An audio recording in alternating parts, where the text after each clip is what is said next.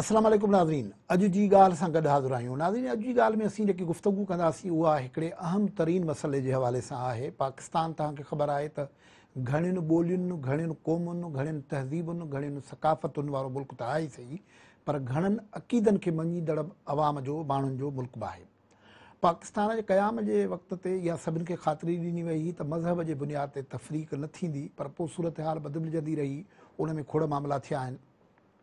पाकिस्तान में हिन वक़्तु जीअं अक़ीदनि जे हवाले सां ॻाल्हि कयूं त हिंदू, ईसाई, सिख, बहाई, ॿुध मत जा माण्हू, ज़रतश्त, पारसी, तमामु घणा मज़हबनि जा माण्हू रहनि था पिया।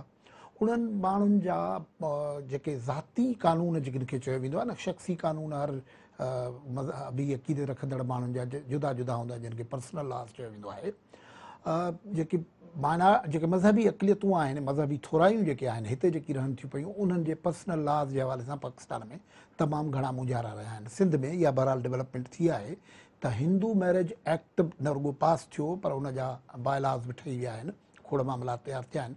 ॿियनि हंधनि ते डेवलपमेंट या त न थियूं आहिनि या इब्तिदाई तौर ते थियूं आहिनि, पर ॿिया मिसाल तौरु ईसाइनि जे शादियुनि जा कानून आहिनि, जेके पर्सनल लॉस आहिनि, उहे अपडेट न थिया आहिनि। ॿियनि अक़ीदनि जे माण्हुनि सां बि मसइला आहिनि। उन हवाले सां इन मसइले खे हल कराइण जे लाइ पाकिस्तान जे चूंड माण्हुनि, जिन में मुख़्तलिफ़ मज़हबनि जा मञीदड़ माण्हू शामिलु हुया, उन्हनि हिकिड़ो national lobbying delegation for minority rights, मज़हबी थोराइनि जे माण्हुनि जे हक़नि जे लाइ हिकिड़ो क़ौमी लॉबीअ वारो वफ़द ठाहियो हो। उन वॾो कमु कयो ऐं मुख़्तलिफ़ हंधनि ते उहे विया, पंहिंजो पंहिंजो केस ॿुधायुनि। अॼु असां उन्हनि मेंबर्स खे पंहिंजे प्रोग्राम में मदऊ कयो आहे त जीअं उन हवाले सां असीं अपडेट थी सघूं, छाकाणि पाकिस्तान में मुख़्तलिफ़ मज़हबनि जा मञीदड़ माण्हू आहिनि, त उन हवाले सां सूरत हाल किथे पहुती आहे ऐं केतिरी अॻु भराई थी सघी आहे, उनजा मसइला हिन वक़्तु कहिड़ा आहिनि, इन हवाले सां गुफ़्तगू थींदी। मूंसां गॾु स्टूडियो में शरीक आहिनि एम प्रकाश साहब, कानूनदान आहिनि ऐं हिन वफ़द में सरगर्म रहिया आहिनि। प्रभु सत्याणी साहब असां सां गॾु आहिनि। टेलीफोन लाइन ते असां सां डॉक्टर साबिर माइकल, जेको क्रिश्चियन नुमाइंदा आहिनि, उहे बि गॾु हूंदा। महिरबानी तव्हां असांखे जॉइन कयो। ऐं प्रकाश साहब, गुफ़्तगू तव्हां सां शुरू कयूं था पिया त मामिलो पर्सनल लॉस जे हवाले सां स्पेस सिलो त आहे, पर किथे पहुता आहिनि? साईं, हाणे अर्ज़ी उहा आहे त हीउ जेको असांजो इशू आहे, इहो 1953 खां वठी शुरू थियो। 70 सालनि में को बि कानून पास कोन थियो, कंहिं बि क़िस्म जो। असां महिनतूं कयूं, असांजा MNAs, MPs जेके पार्लियामेंट में रहिया, ॾाढी कोशिशि कई। आख़िर 70 साल खां पोइ ट्रेडिशनली हिंदू शादी रुॻो ज़बान ते हुई, ॿियो कुझु बि न हो, ओरल हुन ते का बि लिखत पढ़त कोन थींदी हुई, का बि असांखे सर्टिफिकेट कोन हूंदो, का बि असांखे कार्ड ताईं असां पाण वञी ज़ोरी हुन में वञी एड कराईंदासीं, जो असांखे मुख़्तलिफ़ हरनि ज़रूरत पवंदी हुई। पर शनाख़्ती कार्ड पाण वटि 70 खां पोइ आयो, हुन खां अॻु माना कुझु रहो में त का ॻाल्हि ई कोन्हे साईं। इन करे असां लाइ वॾो हिकिड़ो प्रॉब्लम इशू हो, ऐं सालनि खां पोइ कोशिशुनि खां पोइ वञी इहो असांजो प्रॉपर्टीअ जा मसइला, एजुकेशन जा मसइला, फैमिली मसइला, सभ में हिन फैमिली इशूज़ तमामु घणा मसइला हुआ, जो असांजूं छोकिरियूं वेंदियूं हली त असां प्रूव ई कोन करे सघंदासीं। त मां पंहिंजी ज़ाल खे प्रूव नथो करे सघंदुसि त मुंहिंजी ज़ाल आहे। तव्हां सम्झो हिन में केॾी हिकिड़ी वॾी असां लाइ इशूज़ ट्रेवलिंग में, ख़ासि तौर ते हीअ पोयनि ॾींहंनि में प्रॉब्लम जेके थिया, जेके अगवा जा केस थियण लॻा, त कंहिंजी घरवारी आहे परिणियल आहे त पतो ई न पवे, प्रूव ई न हुजे साईं। त हाणे वॾी कोशिशि खां पोइ असांजी नेशनल लॉबिंग डेलीगेशन तमामु हिकिड़ो असराइतो किरदारु अदा कयो, ऐं इन में पाकिस्तान जा 24 मेंबर असां आहियूं, जिन हर क़िस्म जी रिलीजन सां असांजा मुंसलिक आहिनि, ऐं उन्हनि वॾी कोशिशि खां पोइ प्रेसिडेंट खां वठी असां DC ताईं मिलिया आहियूं। पर थियो सिर्फ़ु ईअं आहे त सिंध में हिंदू मैरिज एक्ट पास थियो, सिंध में पास थी वियो आहे, फेडरल लेवल ते पास थियो आहे, उनखे ई बलोचिस्तान, KP ऐं पंजाब एडॉप्ट करे छॾियो आहे। हाणे चइनी सूबनि में इहो एक्ट मौजूदु आहे, पोइ वरी बायलॉस जो इशू अॻियां हो, पोइ रूल्स 3 महीननि अंदरि ठाहिणा हुआ। ऐं तव्हांखे पतो आहे पाकिस्तान में जेके लॉस ठहनि था, उन खां पोइ उन में एॾी सुस्त पर हाणे रूल्स ठही चुका आहिनि, सिंध जा रूल्स ठही चुका आहिनि, सभु कुझु इम्प्लीमेंट थी चुको आहे। हाणे रुॻो प्रॉब्लम असां अचे पियो यूनियन काउंसिल लेवल ते, लोकल बॉडीज़ जेके लोकल रजिस्ट्रेशन जा मामला जेके, जीअं असां वटि निकाह खाना, इहो जेको तव्हांजो हूंदो आहे रजिस्टर हूंदो आहे, अहिड़ी तरह असांजा हिंदू जेके पंडित हूंदा लोकली, उहे 3-4 जिते बि हर यूसी में रखणा आहिनि, हिकिड़ो या 2 या 3 जेके बि आबादी हवाले सां। हाणे प्रॉब्लम छा पियो थिए त उहे अञा इंट्रस्ट कोन था वठनि।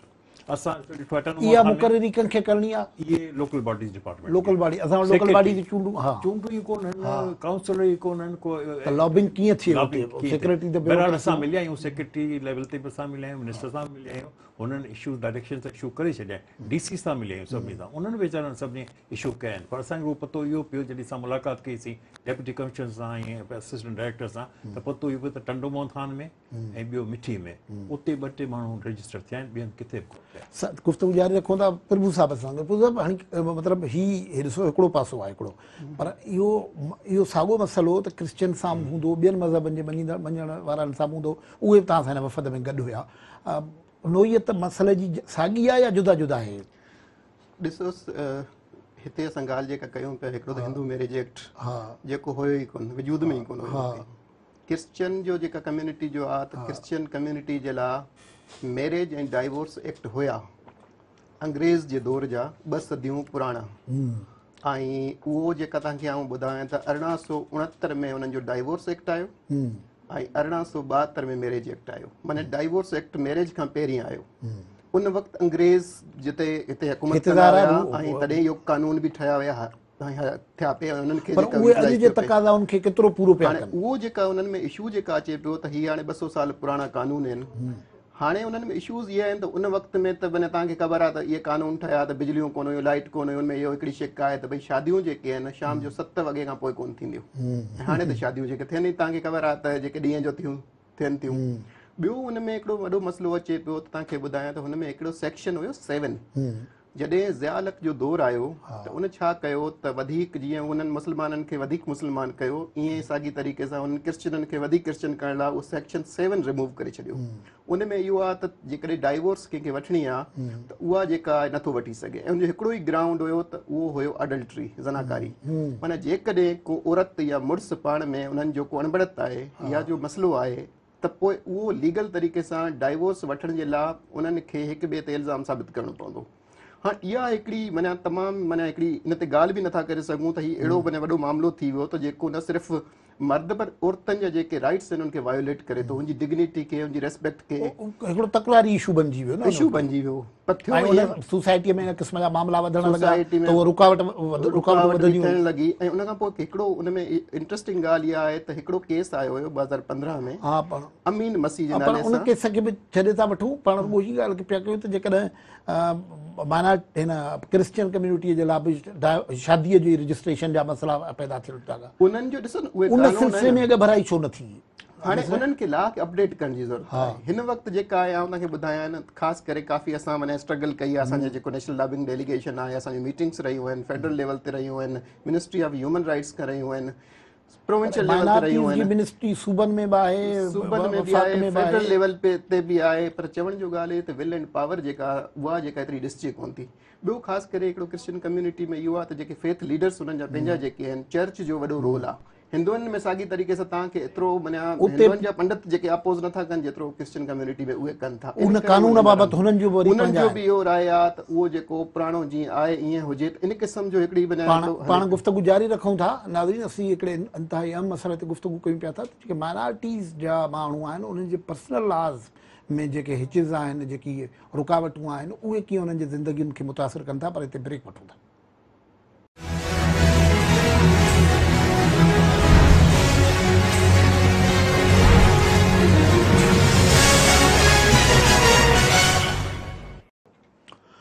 Welcome back. नाज़रीन, गुफ़्तगू करे रहिया आहियूं पाकिस्तान में रहंदड़ मज़हबी थोराइन जे पर्सनल लॉज़ में कानून साज़ीअ में जेके रुकावटूं हुयूं उन्हनि जे हवाले सां ऐं उन्हनि ते अमल दरामद जे हवाले सां नेशनल लॉबिंग डेलीगेशन जेकी सरगर्मी कई आहे उन जा नतीजा छा निकिता आहिनि ऐं हिन वक़्तु हुननि जा छा तक़ाज़ा आहे, छा मुतालबा आहिनि जिन ते अमल दरामद थियणु घुरिजे।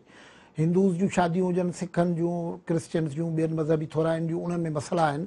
हिन वक़्तु असांखे जॉइन कयो आहे टेलीफोन लाइन्स ते डॉक्टर साबिर माइकल साहब, जेके नेशनल लॉबिंग डेलीगेशन जा मेंबर हुआ। डॉक्टर साहब, शुक्रिया आपने हमें ज्वाइन किया। आपसे स्पेसिफिक बात ये करनी है कि जो क्रिश्चियन कम्युनिटी के पर्सनल लॉज हैं, ख़ासतौर पर शादी वगैरह के और डाइवोर्स वगैरह के, उनका वो बहुत ही पुराने लॉज हैं, 2.5 सदी पहले के लॉज हैं।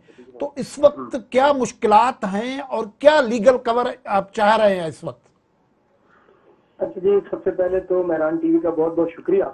और आपके सवाल देने से कबल मैं बहुत मुख्तसर जो इस वक्त पाकिस्तानी मसीहियों के लिए जो आली कवानीन मौजूद हैं उनका एक ब्रीफ पर्सपेक्टिव देना चाहता हूँ, सोशोलॉजिकल और हिस्टोरिकल पर्सपेक्टिव में। इस वक्त जो पाकिस्तान में मसीही शादीशुदा जिंदगी जो मैनेज होती है वो दो कवानीन हैं, Christian marriage, Christian divorce act 1869 यानी 1869 और क्रिश्चियन मैरिज एक्ट 1872। ये दो कवानीन हैं जिनके जरिए से उनकी शादी जो है वो मैनेज होती है। इसके अलावा कुछ और एक्ट जो सबऑर्डिनेट लेजिस्लेशन भी है, जैसे शादी के उम्र के हवाले से है, रजिस्ट्रेशन के हवाले से है। तो ये कवानीन जो है बरतानवी दौर में बने थे और चूंकि जब पाकिस्तान बना तो 1935 इंडिया एक्ट के तहत जो उस वक्त की लेजिस्लेशन थी उसे पाकिस्तान और हिंदुस्तान ने अडॉप्ट कर लिया और फिर ये तय पाया कि वक्त के साथ साथ उसे अपने तकाजों, सियासी, समाजी और सकाफती तकाजों के मुताबिक ढाल लेंगे। लेकिन बहरहाल जो इस वक्त मसीही आइली जिंदगी है वो इन्हीं 150 साल पुराने कवानीन से मैनेज होती है। जब हम किसी भी कानून को 150 साल पुराना कहते हैं तो इसका मतलब ये है कि वो असरी तकाजों को पूरा नहीं करता। ये कानून ना सिर्फ असरी तकाजों को पूरा नहीं करता बल्कि जो 1948 से ह्यूमन राइट्स रिजीम शुरू हुई, इंसानी हकूक का एक निज़ाम, एक मैकेनिज्म शुरू हुआ जिसका पाकिस्तान भी बतौर रियासत हिस्सा है यूनाइटेड नेशंस के प्लेटफॉर्म से और दीगर इंटर गवर्नमेंटल, नॉन गवर्नमेंटल और दीगर सेटअप्स में। तो उन हवालों से भी जो बहुत सारी कंडीशंस हैं वो पूरा नहीं करता। ये कानून जो है बेसिकली 150 साल पुराना है और इसमें कुछ ऐसी प्रोविजंस हैं जो कि डेफिनेटली इसकी अमेंडमेंट का तकाजा करती है। मिसाल के तौर पे इसमें एक शिक है कि शाम के वक्त शादी नहीं हो सकती। शायद उस दौर में ये ठीक था क्योंकि शायद रात के वक्त में ट्रेवल करना आसान नहीं था। आज के दौर में तो शादियां ही उसी हिसाब से होती हैं। इस कानून के तहत बच्ची की जो उम्र है वो 13 साल है। आज के ह्यूमन राइट्स पर्सपेक्टिव में, यूनाइटेड नेशंस के पर्सपेक्टिव में, ह्यूमन राइट्स काउंसिल के पर्सपेक्टिव में और खासतौर पर हमारे स्टिल मैरिज रिस्ट्रेंट एक्ट के पर्सपेक्टिव में ये किसी भी सूरत में काबिल कबूल नहीं है। या एटलीस्ट मेरी अपनी बच्ची 15 साल की है तो मैं तो कभी भी नहीं चाहूंगा कि उस बेटी की इतनी कम उम्र में शादी हो, ना उसकी जिस्मानी तरबियत हो, ना तालीमी तरबियत हो, ना उसकी नशोनुमा हो। तो इस हवाले से कई एक मसाइल जो है वो जन्म ले सकते हैं। फिर इस कानून में जो औरतों के हवाले से उनकी मेंटेनेंस और उनकी अलमनाई यानी उनके नानो नफ्का और in case of any dispute अगर कोई मसला होता है तो उसमें जो सेपरेशन के मामलात हैं, कस्टडी के मामलात हैं, उस हवाले से ये कानून जो है वो उतना वाज़े नहीं है और खामोश है और असरी और इंसानी हकूक़ के तकाज़ों को पूरा नहीं करता। हमारा मुतालबा क्या है? बड़ा सादा सा, हम ये कहते हैं कि वक्त के तकाज़ों के मुताबिक नई जो ऐसी प्रोविजंस हैं जो वक्त के तकाज़ों के मुताबिक नहीं है उन्हें इसमें ख़त्म किया जाए, और नई शिकों को शामिल किया जाए। मिसाल के तौर पे डॉक्टर साहब एक मसला ये भी आता रहा है, हम भी थोड़ा इसको फॉलो करते रहे हैं कि कुछ फेथ लीडर्स जो हैं वो डिस्प्यूट क्रिएट करते रहते हैं मसाइल पे। जी अच्छा जी, जो फेथ लीडर्स है ना ज्यादातर वो इस पे डिस्प्यूट ही क्रिएट करते हैं क्योंकि वो स्टेटस को से हटके कुछ कहना, सुनना या होने नहीं देना चाहते। मामला ये है, जो इस कानून की जो वजह निज़ा है मैं बड़े वाज़े तौर पे बता देना चाहता हूँ और खुल के, जो मजहबी हल्का है, जो क्लर्जी जिसे हम कहते हैं, उनका मानना ये है जी कि जो डाइवोर्स है वो अलाउ नहीं होनी चाहिए। जबकि लेकिन वो तो लेकिन जो कानून साजी है वो तो 1869 में पहले डाइवोर्स एक्ट बना, बाद में मैरिज एक्ट बना। नहीं, मैं इसको जरा वाजे कर दूं। एक्चुअली 1865 में एक लॉ बना था मैरिज एक्ट का, उसको रिपील करके तो फिर 1972 में ये मैरिज एक्ट आ गया था। जो चीज आप कह रहे हैं ना वो बड़ी बड़ी वाजे है। उसका मतलब ये है कि रियासत जो है वो हम मजहबी कानून को चैलेंज कर ही नहीं रहे। अगर बाइबल में लिखा है कि डाइवोर्स नहीं होनी चाहिए तो हम भी कहते नहीं होनी चाहिए। लेकिन मामला ये है कि अगर समाजी मसाइल हैं, मामलात में रुकावट है तो फिर उसका हल जरूरी है, क्योंकि जब आप लोगों को कोई हल नहीं देते तो लोग उसके लिए फिर कोई नेगेटिव रास्ते निकालते हैं। अब तो एक तो मसला ये हो गया कि कानून बोसीदा हो गए हैं, लेकिन ये मैरिज रिस्ट्रेंट एक्ट जैसे बना, कुछ प्रोग्रेस एक तरीके से हुई, लेकिन आपके पर्सनल लॉज में ये जो प्रोग्रेस नहीं हुई है तो उसके असबाब क्या है और अब क्या चाहते हैं? अब हम ये चाहते हैं, देखें as a human rights activist और एकेडमिशियन मेरा मानना ये है कि पैदाइश, मौत और शादी का जो रिकॉर्ड है, जो ऑथेंटिक रिकॉर्ड मेंटेन करना है, वो रियासत की जिम्मेदारी है। हम ये चाहते हैं कि रियासत जो इसका रिकॉर्ड मेंटेन करने के लिए सबसे जरूरी है कि जो आईली कवानीन है उनको असरी और इंसानी हकूक के तकाज़ों के मुताबिक डाले। और हमारा मानना ये है, हम ये नहीं कह रहे कि जिस तरह से हम कह रहे हैं सारे कानून उस तरह से बना दें। हम ये चाहते हैं कि वफाकी और सूबाई हुकूमतें क्रिश्चियन पर्सनल लॉज को टेबल करें। खास तौर पे सेंट्रल गवर्नमेंट के पास ये लॉ जो है वो 2018 से पड़ा हुआ है। कैबिनेट की लेजिस्लेशन कमेटी ने इसको अप्रूव कर दिया, उसके बावजूद 2 साल हो गए वहां पड़ा हुआ है। और जो लीगल जो मिनिस्ट्री है लॉ की, वो इसको वेटिंग के सो कॉल्ड प्रोसेस में डाल के अभी रोका हुआ है। हमारा मानना सिर्फ इतना सा है, हम चूंकि डेमोक्रेट्स हैं बाय नेचर, हम ये कहते हैं कि इस कानून को आप टेबल कर दें, जो स्टेक होल्डर्स हैं वो आए, इस पर बहस करें। और पार्लियामेंट जो कि सॉवरन अदारा है, और मैं वाजे कर दूं, हम सिविल लॉ की बात कर रहे हैं। मैंने जैसे पहले अर्ज किया कि हम मजहबी कानून को तो छेड़ ही नहीं रहे, हम तो सिविल लॉ की बात कर रहे हैं। हम ये चाहते हैं कि डॉक्टर साहब ये भी फरमाइएगा कि आपका जो एनएलडी है उसने बड़े अच्छा काम किया है, लोग उससे मिले हैं मुख्तलिफ सतहों पे। अब क्या कोई इस किस्म की फील है कि अर्जेंसी फील होने लगी है कि कुछ होना चाहिए, या अब तक वो अर्जेंसी भी फील नहीं हो रही है? नहीं, अर्जेंसी फील है, अर्जेंसी की फीलिंग्स हैं, सब लोग फील करते हैं कि हाँ जी। मिसाल के तौर पे सर देखें ना, आज के दौर में आप ना चाहते हुए डाइवोर्स को रोक नहीं सकते। वायलेंस है, बाज़ औक़ात ख़वातीन को वायलेंस फेस करना पड़ता है, उनके मेंटेनेंस के इश्यूज हैं, उनके एलिमनी के इश्यूज हैं, और बहुत सारी शिकें इस कानून में। मसला क्या है, चाहे किसी भी मजहब का मजहबी कानून हो, जो चीज मुतसादम हो, लोग उससे डरते हैं। मैंने जो फील किया है, हुकूमत जो है वो चाहती है कि 100% कंसेंसस हो जाए। मुझे ये बताइए, जब हमारे मुस्लिम कम्युनिटी के जो फैमिली लॉज बने थे, क्या उनमें कंसेंसस आज तक भी हो सका? 3 तलाकों पे आज भी कंसेंसस नहीं है। और दूसरा ये कि कंसेंसस हमने जमहूरियत में कितना देखना है। मुख्तलिफ स्टेक होल्डर्स हैं, जो रिलीजियस लोग हैं, उनका तो अपना स्टेक है उसमें, तो वो तो ये जाहिर है इतनी आसानी से नहीं चाहेंगे। अब कहाँ अवाम को फैसिलिटेट करना है। ये आप रुकावट कहाँ देख रहे हैं? हमारे जो इदारे हैं, मतलब एग्जीक्यूटिव इदारा है, पार्लियामेंट का इदारा है, कहाँ मतलब जुडिशरी का एक रोल होता है? इसमें जो बोटलनेक्स है, सबसे पहले तो क्लर्जी बोटलनेक्स है इसमें, वो सबसे बड़ी रुकावट पेश कर रही है, क्योंकि उनके स्टेटस को चैलेंज किया जा रहा है। दूसरे नंबर पे मैं समझता हूं कि जो हुकूमत वक्त है वो इनिशिएटिव नहीं लेना चाह रही। वो कहते हैं जी कि हम मुखालफत नहीं मोल लेना चाहते क्लर्जी की, लेकिन हमारा मानना यह है कि जो कानून इंसानी हकूक के रूह के मुतसादम हो, हमें उसके आईनी तकाज़ों को पूरा करने के लिए उसको तब्दील करना होगा। चाहे आज नहीं करेंगे तो कल करना पड़ेगा। और तीसरे नंबर पे हमारे जो पॉलिटिशियंस हैं, सॉरी टू से, वो इसके ऊपर खुल के बात करने के लिए तैयार नहीं है।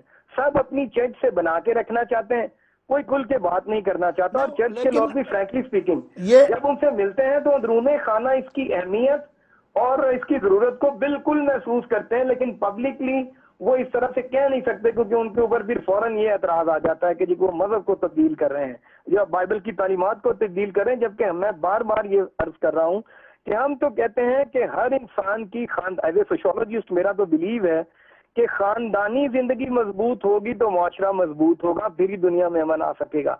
लेकिन अनफॉर्चुनेटली ऐसा हो नहीं पा रहा। हमें कोई ना कोई वे आउट देना होगा। ये लोग बैठे और दूसरे ममालिक की एग्जांपल्स को देखें। इस वक्त जो ममालिक है, इस वक्त जो आप सूरत हाल बता रहे हैं कि ड्राफ्ट मौजूद है, कैबिनेट के पास है, और अब स्ट्राइक होना चाहिए कैबिनेट से और पार्लियामेंट से, ये बात कर रहे हैं ना? नहीं सर, कैबिनेट ने मंजूर कर दिया हुआ है। उसके बाद मिनिस्ट्री ऑफ ह्यूमन राइट्स ने कोई 200 से ज्यादा कंसल्टेशन इस पर कर ली हैं। इस वक्त ये मिनिस्ट्री ऑफ लॉ में वेटिंग के लिए पड़ा हुआ है 2 साल से। फरोग नसीम साहब से हमारी ये रिक्वेस्ट है कि वो कोशिश करें कि इस कानून को टेबल कर दें और वहां पार्लियामेंट में इसके ऊपर बहस हो जाए, सारे स्टेक होल्डर इसके ऊपर बहस करें, जो भी मुतफिका कानून होगा वो ज़ाहिर है हमें काबिल कबूल होगा, वो कम्युनिटी को काबिल कबूल होगा, लेकिन चीज कोई आए तो सही, हम सिर्फ मजहब के नाम पे कब तक सरफे नजर करते रहेंगे मामला। शुक्रिया, शुक्रिया डॉक्टर साबिर माइकल साहब, आपने तफसीली तौर पर ये जो पर्सनल लॉज हैं, आइली कानून है, कवानीन है, उसके मुतल्लिक बातचीत की। गुफ्तगू जारी रहंदी, पर हिते हिकिड़ी ब्रेक वठूं था। ब्रेक खां पोइ असांजा ॿ महिमान एम प्रकाश साहब ऐं प्रभु सत्याणी मौजूदु आहिनि, जिन सां बि इन ई हवाले सां गुफ्तगू थींदी। ब्रेक वठूं था।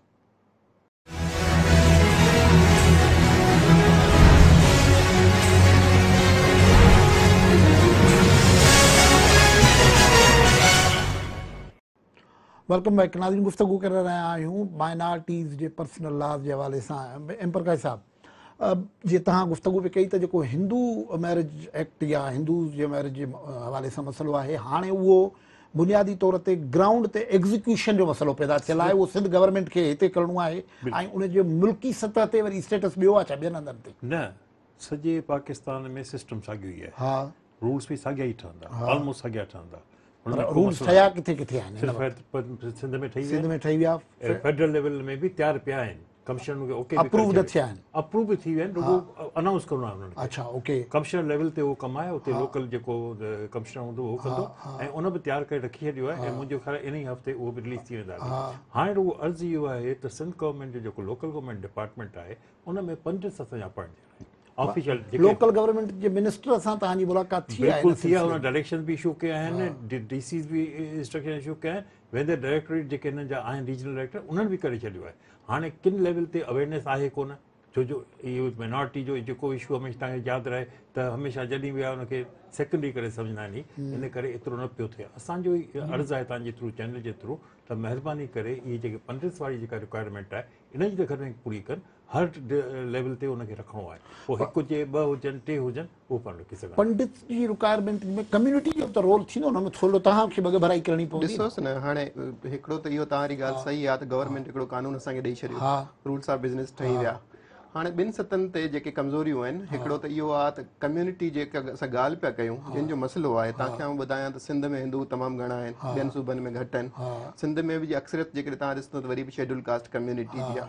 शेड्यूल कास्ट कम्युनिटी में तव्हां ख़बर आहे लिटरेसी रेट एतिरो आहे, जिप्सी आहिनि, कोली, भील, मेघवाड़ वीचारा जेके आहिनि मुख़्तलिफ़ ॻोठनि में रहनि था। हाणे इहा शइ जेका आहे उन्हनि ताईं अवेयरनेस न आहे, उन्हनि खे ख़बर न आहे। हिकिड़ो इहो आहे त असांखे हिन कानून खे जेकॾहिं इम्प्लीमेंट कराइणो त प्रोएक्टिव थी करे गवर्नमेंट खे बि, सिविल सोसाइटी जेके ऑर्गेनाइजेशन आम ॻाल्हि तव्हां जेके कम्युनिटी लीडर आहिनि उन्हनि जो रोल तमामु वॾो थी थो वञे। असां तमामु घणो आहिनि। आउं तव्हांखे ॿुधायां त असांजो जेको ग्रुप आहे, असां मुख़्तलिफ़ ॻोठनि में वञी, मंदरनि में, चर्चनि में असां जेके वीडियो स्क्रीनिंग कई आहे, माण्हुनि खे गॾु कयो आहे, औरतुनि खे, मर्दनि खे, उन्हनि खे ॿुधायो आहे त तव्हां पंहिंजे पंहिंजे एरिया में जेके पंडित आहिनि, जेके शादियूं कंदा आहिनि, कोशिशि कयो त लोकल गवर्नमेंट जे ऑफिस में वञी एप्लीकेशन ॾेई रजिस्टर करायो। ऐं हाणे कानून ठही वियो आहे, जेकॾहिं तव्हांजो जेकी शनाख्ती कार्ड ठारायो था, ईअं ॿारनि जो बर्थ सर्टिफिकेट ठारायो था, ईअं पंहिंजूं शादियूं बि रजिस्टर करायो।